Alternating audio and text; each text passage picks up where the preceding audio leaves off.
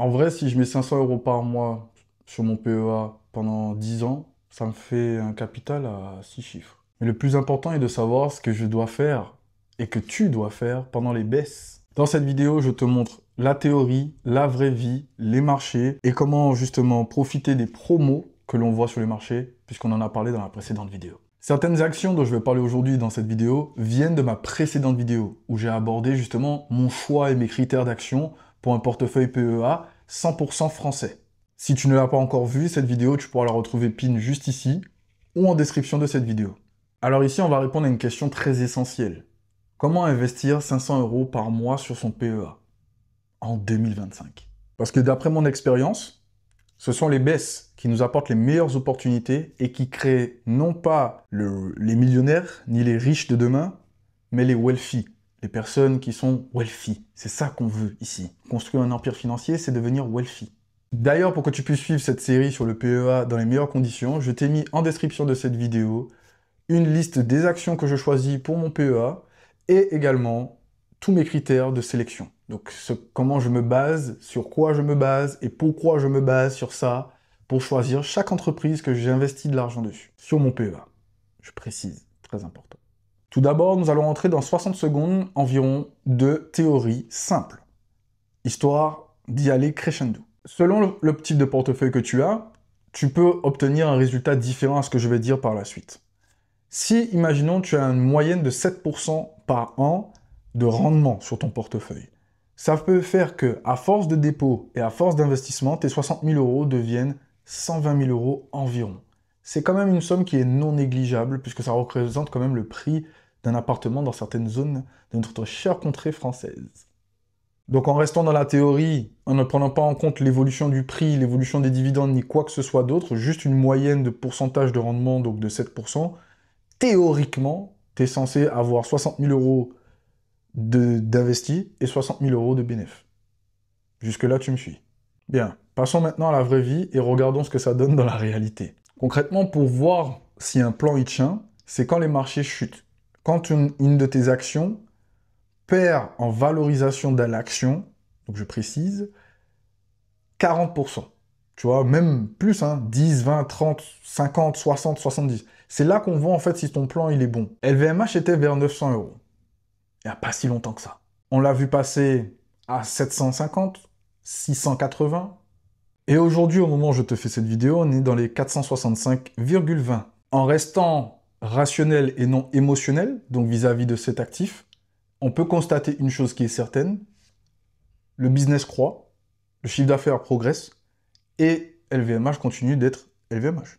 Donc on peut voir que justement, c'est une remise énorme sur une entreprise qui a un potentiel et un impact mondial énorme. Là, la chute de 900 euros à aujourd'hui 465, ça n'arrivera pas tous les jours, en fait. Il faut s'en rendre compte.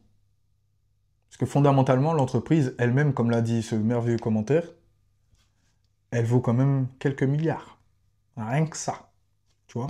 Donc une entreprise qui vaut quelques milliards et qui génère du chiffre d'affaires et tout ça, qui a ces chiffres qui augmentent mais qui chutent sur les marchés, si tu vois pas où je veux en venir, n'hésite pas à lâcher un pouce bleu. Tu as besoin d'aide. Passons maintenant à Total Energy. Valeur, au moment où je te fais cette vidéo, on est dans les 52,37 €. C'est pas... Voilà, on a changé de catégorie de prix en fait. C'est pas un truc excessivement cher, 52 euros. 52 euros, c'est quoi? C'est un McDo. Pour moi, c'est un seul McDo. Mais comme je ne mange pas McDo, ça risque d'être compliqué d'estimer. Donc à toi de me dire en commentaire si justement 52 euros, ça peut me faire un McDo. Parce que je mange beaucoup quand même. Revenons à Total. Machine à cash. Vraiment une machine à cash. Mais sur un secteur cyclique. Total subit beaucoup l'impact du prix du baril sur son chiffre d'affaires. Parce que du coup, le prix fluctue par rapport au cycle. Et quand cette fluctuation a lieu, Total mange. Donc pas forcément en bénéfice, mais des fois en moins.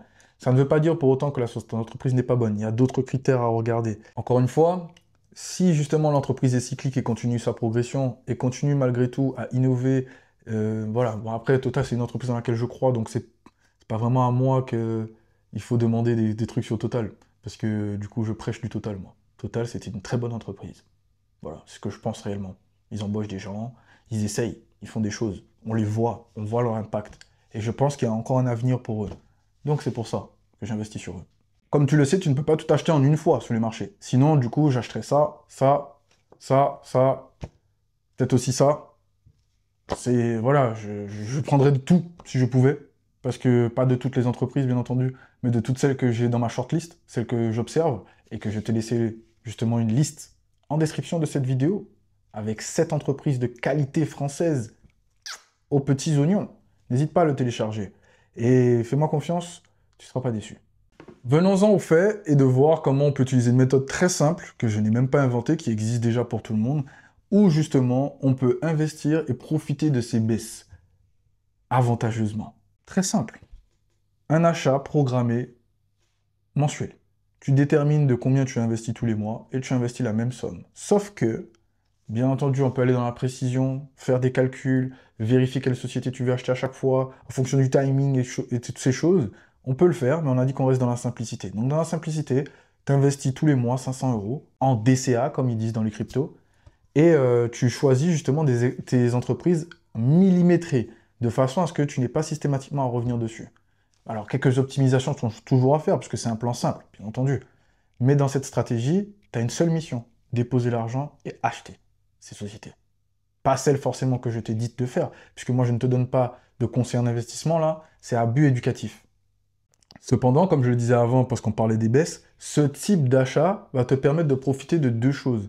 Quand le prix il est haut, tu vas acheter moins en quantité de cette entreprise. Quand le prix il baisse, eh bien à ce moment-là, tu vas en acheter plus automatiquement, mais pour la même quantité d'argent. Ce qui veut dire que toi, en fait, ça va diminuer et équilibrer progressivement par rapport à l'évolution du prix du marché et des actions que tu achètes, ton prix de revient unitaire.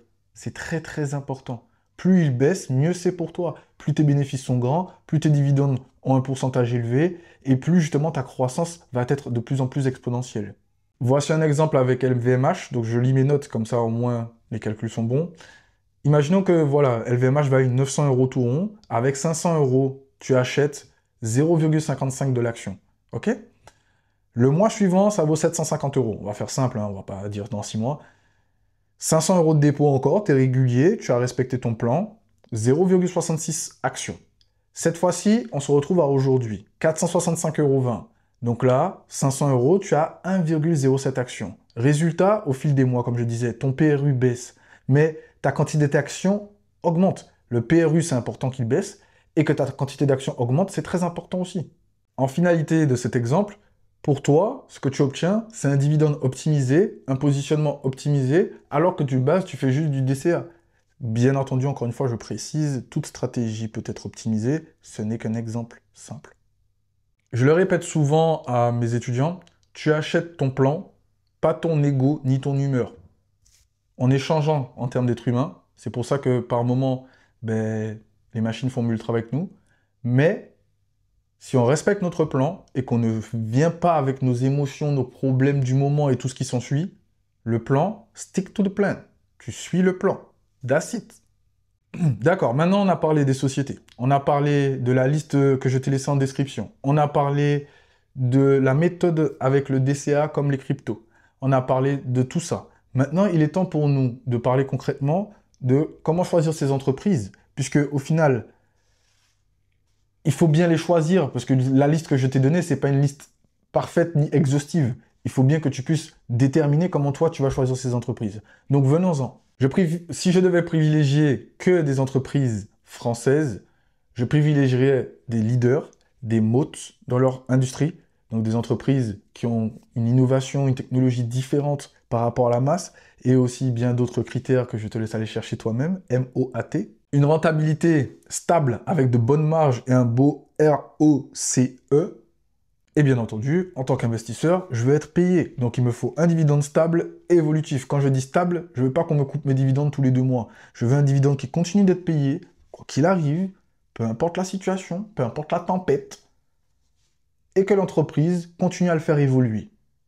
Pas bien méchant ce que je demande, c'est normal. J'investis mon argent dans une entreprise dans laquelle je crois. C'est normal que cette entreprise me rémunère à la hauteur de mes attentes et à la hauteur du risque que je prends. N'est-ce pas? Ah oui, j'ai oublié de dire, il faut faire surtout très attention à la qualité de l'entreprise, à sa valorisation et au moment du coup où tu l'achètes. Donc, avec ces critères-là, normalement, tu peux filer tout droit, tranquille, il n'y a pas de souci. Point très important maintenant, il faut que tu comprennes ce que tu achètes. N'achète pas des actions juste parce que tu as vu une vidéo. N'achète pas des actions parce que c'est cool ou que c'est tendance. Et pareil pour la crypto. Pareil dans tout.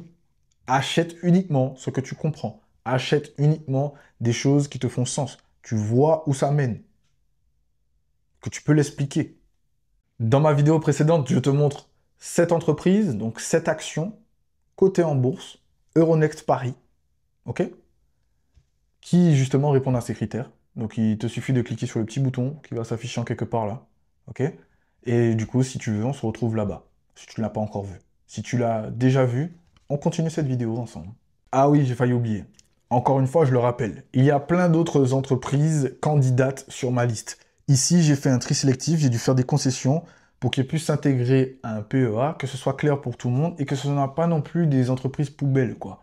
Parce qu'il y a des entreprises, ça vaut peut-être le coup, mais il faut faire quand même attention quand tu recommandes quelque chose sur Internet. D'accord? Quand tu recommandes à des gens de regarder.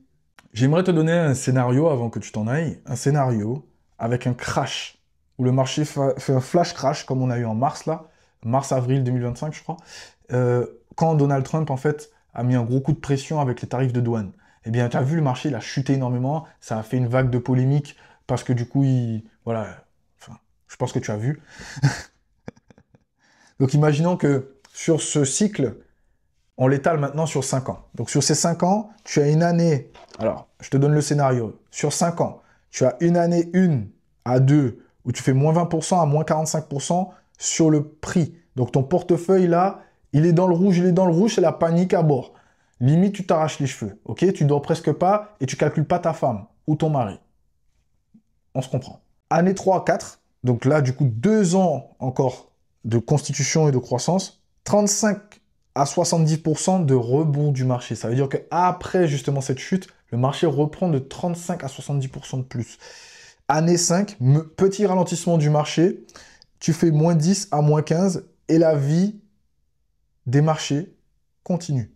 Tout à fait normal. Et ce n'est pas obligatoire que ça se passe dans cet ordre.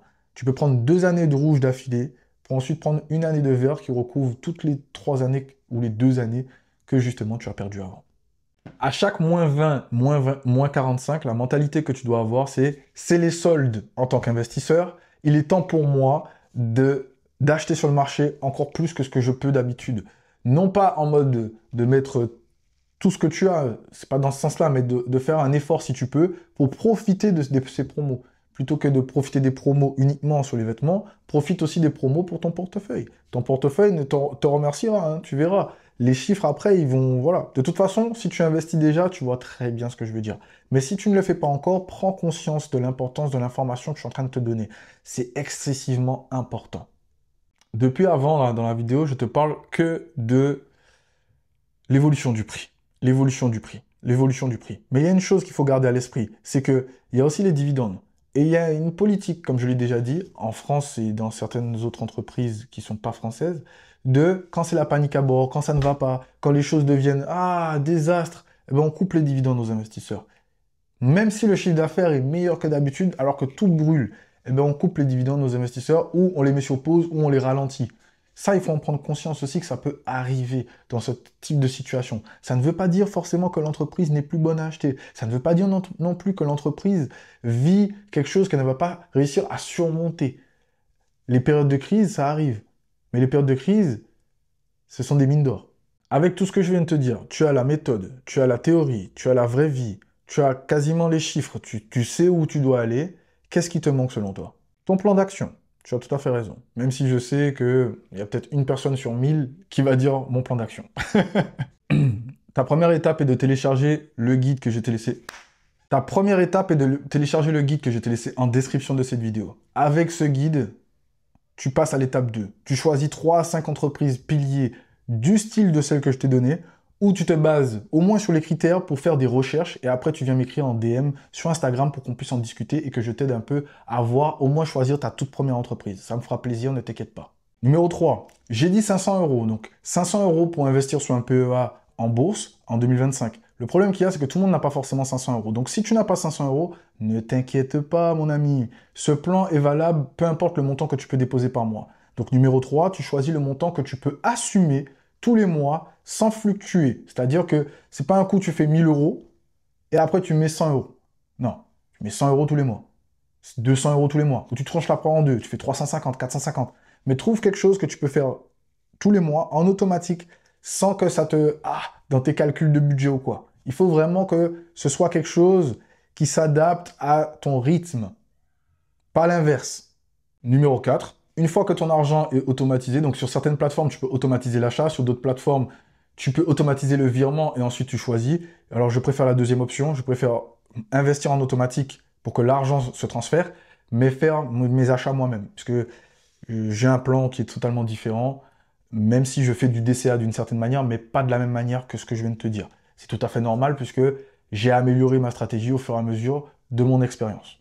Numéro 5, au niveau du suivi, donc ça je ne te l'ai pas dit mais c'est pour moi parce que c'est logique, il faut que une fois que tu achètes des actions, il faut que tu les suives. Chaque action. Business, résultat trimestriel, résultat mensuel, le résultat, dès qu'il y a un communiqué sur l'entreprise, il faut que tu regardes. Dès qu'il y a une news, il faut que tu regardes. Donc pas en mode parano, mais en mode... il faut que tu puisses suivre si l'entreprise va dans la direction qu'elle t'a promis toi en tant qu'investisseur. Puisque l'entreprise, quand tu investis, elle, de base, elle a un plan que tu peux retrouver. N'est-ce pas? Donc je t'invite à observer et regarder l'entreprise si elle va dans le sens qu'elle t'a dit. Croissance. Numéro 6, il faut que tu définisses tes objectifs. Cependant, il y a un objectif qui est sûr et certain que tu ne peux pas négliger, c'est que le PEA, si tu n'en as pas encore, c'est minimum 5 ans. Tu es parti pour minimum 5 ans. Sinon, tu vas te faire saigner niveau bénéfice. Donc, investir aujourd'hui 500 euros par mois ou moins sur un PEA, c'est parti pour minimum 5 ans à le faire. C'est pour ça que je t'ai dit tout ce que je t'ai dit avant et que je t'ai énuméré tous ces points avant. Donc, je compte sur toi pour le faire sérieusement. Et vraiment, si ça compte pour toi, fais-le. C'est une bonne chose, en fait, d'investir son argent. Tout le monde devrait le faire. Je te laisse avec une idée simple, mais précise. Les boîtes que je t'ai présentées dans la précédente vidéo et dans celle-ci ne sont pas bon marché, au sens strict du terme. Mais dans le fondement, ce sont des entreprises qui ont prouvé leur croissance et leur résilience sur les marchés financiers.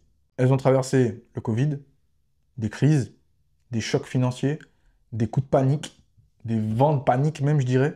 Encore une fois, je ne t'ai pas parlé de toutes ces sociétés parce qu'elles sont chères et que cher veut dire forcément qualité. Pas du tout, pas du tout, pas du tout. Mais parce qu'elles sont réelles, elles sont palpables. Et que ce sont des entreprises, en dehors de peut-être 3 d'entre elles, que tout le monde voit c'est quoi comme entreprise. Tout le monde voit c'est quoi. Que ce soit homme, femme, même certaines entreprises, les enfants, sans même s'en rendre compte, ils les fréquentent au quotidien. Donc on garde toujours un œil sur les entreprises qu'on achète. On lâche un grand pouce bleu à Jordan Kaizen. Merci beaucoup. Et on regarde cette vidéo pour pouvoir poursuivre avec moi. J'ai une petite idée sur ce que je vais te sortir, mais je te spoile pas cette fois-ci. Là, c'est Mystery Boule de Gomme. Tu es obligé de t'abonner limite pour savoir c'est quoi la prochaine, parce que du coup, tu seras notifié. À toi de voir. Elle est juste là. On se retrouve de l'autre côté.